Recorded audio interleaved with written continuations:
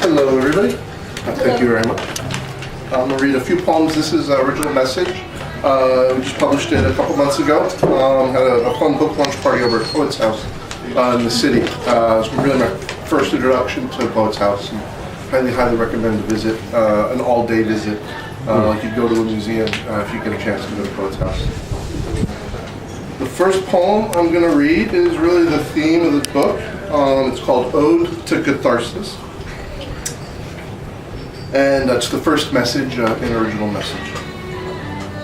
From the point of view of a bat, the world's a radio broadcast, cacophony of intersections at the vortex of an antenna. The speaker whirs and vibrates, dial turned halfway up, downstairs, paperweights crack, even though they're timid and seem to stay still. Letters in my alphabet soup slosh the newspaper to mush. A branch tapping the window appears starched by misuse, wants to knock the house down. Unappreciated jar, natural reminder, a loss of words, the soup, I mean.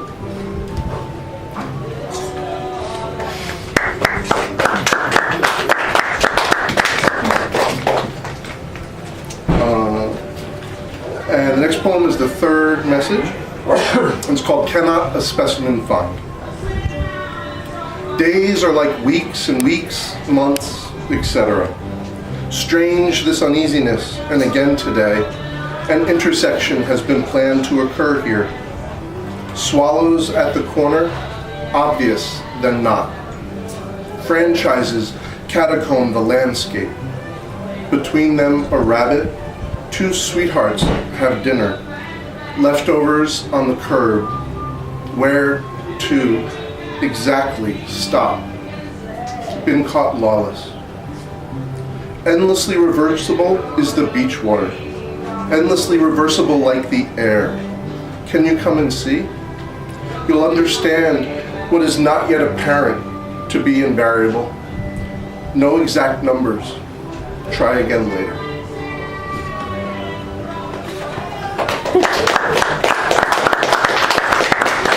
And in this book is sort of like, I imagine like an electron cloud with everything floating around in it. And so the numbers of the poems, the numbers of the message are very much out of order. So I've read first and third. This is the second message. It's called Self-Portrait on a Distant Planet. I won a competition with this one, a friendly competition. There's a beast loaded with daisies and lye. Butterflies made of wood and rubber bands flapping everywhere. Women wearing hammocks carry 2x4s, goad children under the canopies. Men stuff hunks of dirt into cookie jars decorated with moons. The sky is an obelisk in the sky. I, a two-way mirror, try to bubble like a child's glass of milk, as in truth I once asked the moon to be a chocolate chunk cookie, and stars to be rose-shaped for the length of one kiss. Upon this shy hillside, the town is a junkyard of trees. Moons are never called by name. Patience, impatience, and politeness. Up here, people talk in love songs, and people walk solemnly indoors when rain is followed by birds, known as certainty and awe.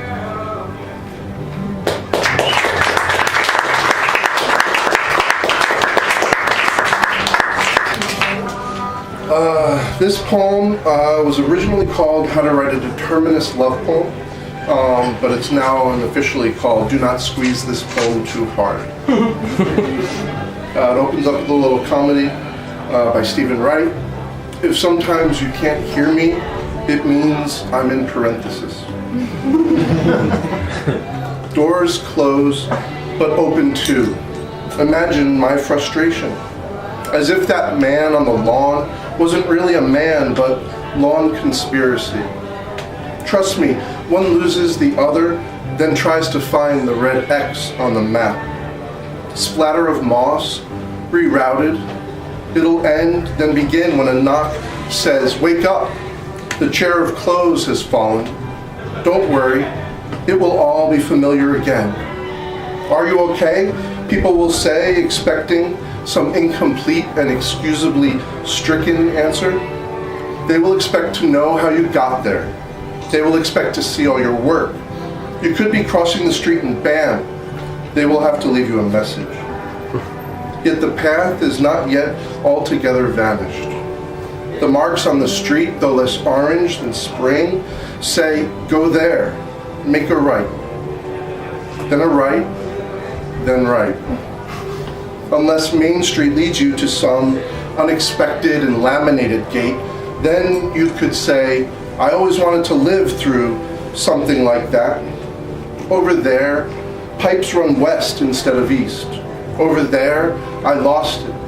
Over there, over there. Ask or do not ask. Cave without mountain, just up. If asked, who are you? Try out obesity or rowing in place. Turn on the cable dish. Look out for clouds, even parts of clouds. Remember where they go. What is familiar anyway? An arm or leg, maybe? In Italy, the naked woman on the billboard tells you, this is all the fur I'll wear. Maybe it is confusing or confused from the start. It could be that your headlights illuminate an animal or a man in bear suit dead in woods on Dirt Road 101. One loses the other, then tries to find the red X on the map.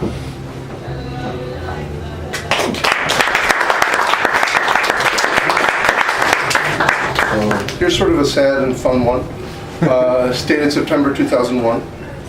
It's called After Reading the Unfinished Poems of Howard the Duck. Yes. Sitting in my car in the parking lot, transformed into immutable green, the invasion had just begun. Compendium of stars in my lap, unopened like the bag of leftover gorp, still in my glove compartment. Anecdotally speaking, the mission to Mars was an awful success, even with its failures. Yesterday, mint cherry ice cream bars spread through the office like sparks up a wet chimney. Is the difference between gyroscopes and eclipse a tautology, marginal, or an unrequited obsession? Transformed ate all the words that rhyme with it. Even the flies nod their agreement. A thing of beauty is obsession. That's the phrase my playmates use to excuse their transformations. The rush home after work, in the space between two radio stations playing the same song. If the parking lot's lamps turn on before I leave my parking spot, it will take much longer to drive home tonight. I have unfinished poems too, although I have not met them yet. I've been trying to escape Earth's gravity.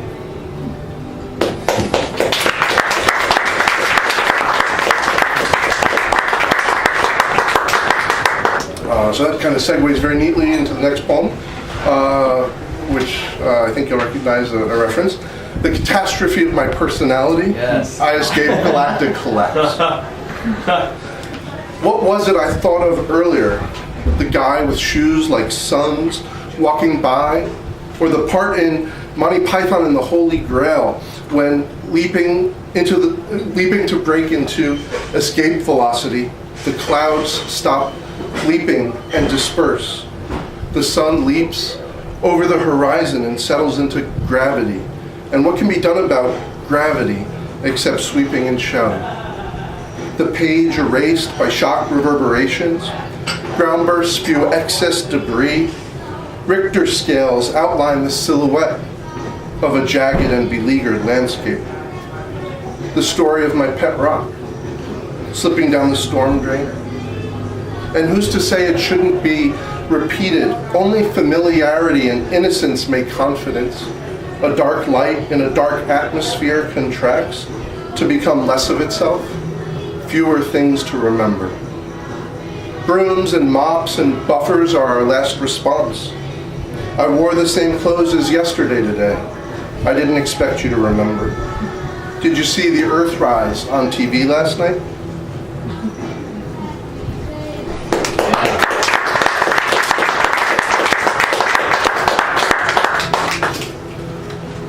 Okay, so this one sort of starts, the title's actually a quote from one of my favorite TV people. And the poem is called, "Won't You Be My Neighbor?" To cut back on cholesterol, I fell in love with you. Also on fats, caffeine, and tobacco, all of which have been known to cause heart failure. Know this, a strong constitution goes a long way, which is really far. Just to think that makes my heart stop beating. I'm the first man killed by insinuation. How far must we go to be together? Don't laugh.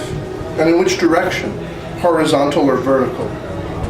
For how long could you love someone like me? If I gave you Venus, would you take my heart with you?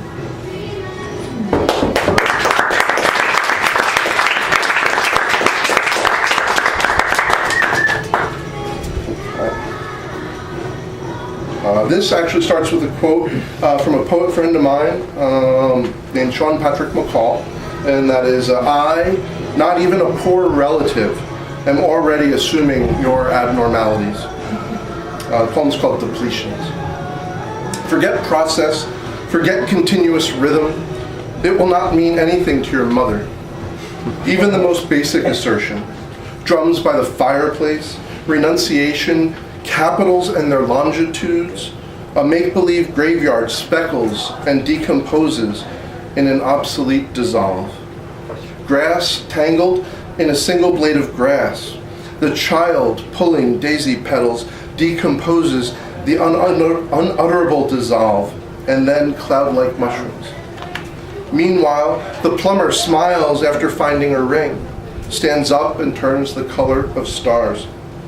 A make-believe fate in a make-believe paranoid campaign. Several ages ago, campaigns were given exclusively city names or date names, and the lion belonged with the sword.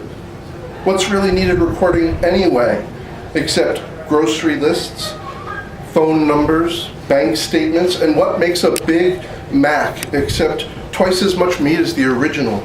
Better laxatives, indulgent dress codes, green matchbooks, one pockets at the bank that is next to the bar that is sometimes empty, sometimes full.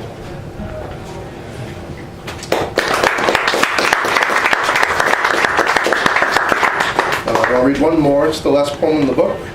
It's called The Horrible, the Miserable. That comes from Woody Allen. I guess we're going to have sex now. On Ovid, wasted the day on Annie Hall again. Scrubbed the burners. Cigarettes and Catullus. Just cigarettes. The cats wandered around all day too. You left for the weekend, looking for Bob or someone who was looking for you who did not know it yet. Beauty got hauled out in a plastic bag. I swear you missed it. Everything is dead here except me. My urine smells like the egg salad I made myself. Today reminded me of a joke.